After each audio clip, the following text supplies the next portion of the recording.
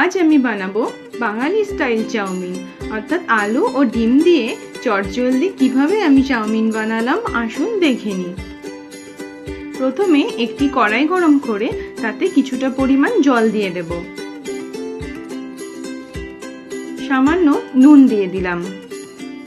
এবার নুনটা জলের সাথে ভালোমতো মিশিয়ে নেব।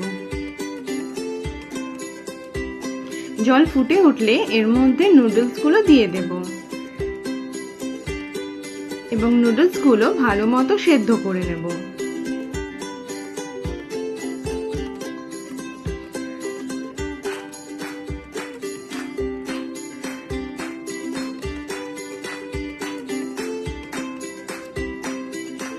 নুডলসগুলো সেদ্ধ হয়ে গেলে এর অতিরিক্ত জলটা আমি ছেঁকে ফেলে দেব।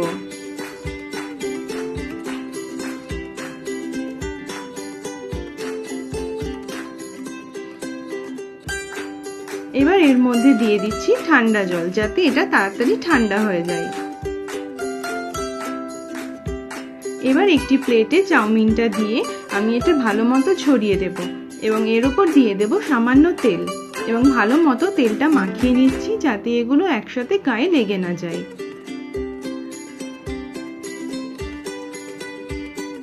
এবার কড়াই গরম করে তাতে 1 চামচ মতো তেল দিয়ে দিচ্ছি।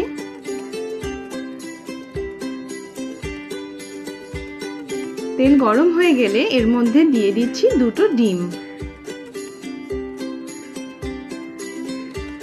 আর দিয়ে দিলাম সামান্য পরিমাণ নুন।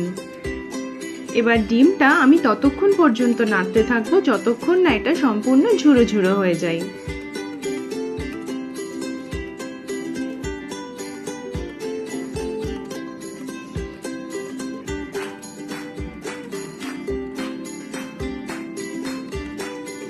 এবার ডিমটা আমি একটি বাটিতে তুলে রাখছি।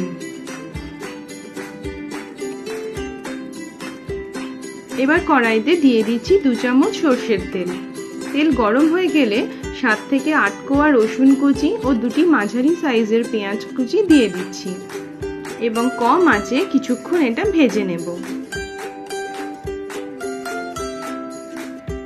কিছুক্ষণ ভাজা হয়ে গেলে আগে থেকে লম্বা লম্বা করে কেটে রাখা আলু আমি এর মধ্যে দিয়ে দিলাম এবং পেঁয়াজের সাথে আলুটা ভালোমতো ভেজে নেব।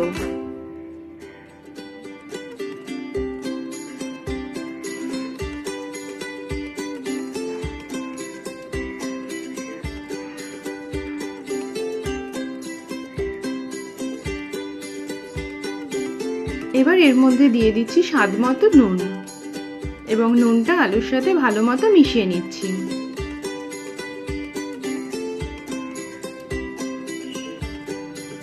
এবার ঢাকা দিয়ে ততক্ষণ এটা রান্না করব যতক্ষণ না আলুটা ভালোমতো সেদ্ধ হয়ে যায়।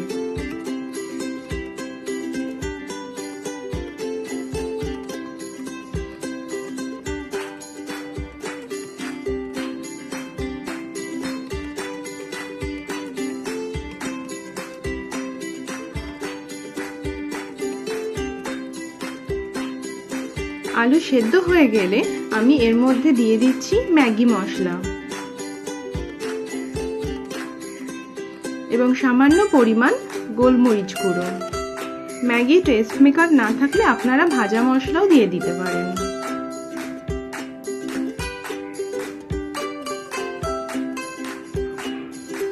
এবার এর মধ্যে দিয়ে দিলাম ডিম এবং ডিমের ঝুড়িটা দিয়ে ভালোমতো আলুর সাথে মিশিয়ে নেব।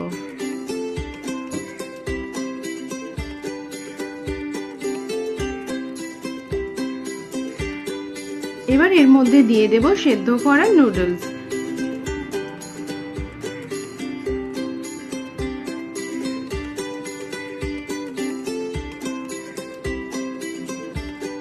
এবার আলুর সাথে ভালোমতো মিশিয়ে নিচ্ছি।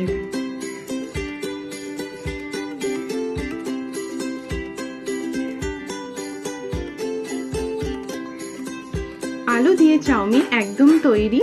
আমি নামানোর সময় ওপর থেকে সামান্য বিট নুন ছড়িয়ে এটা পরিবেশন করব।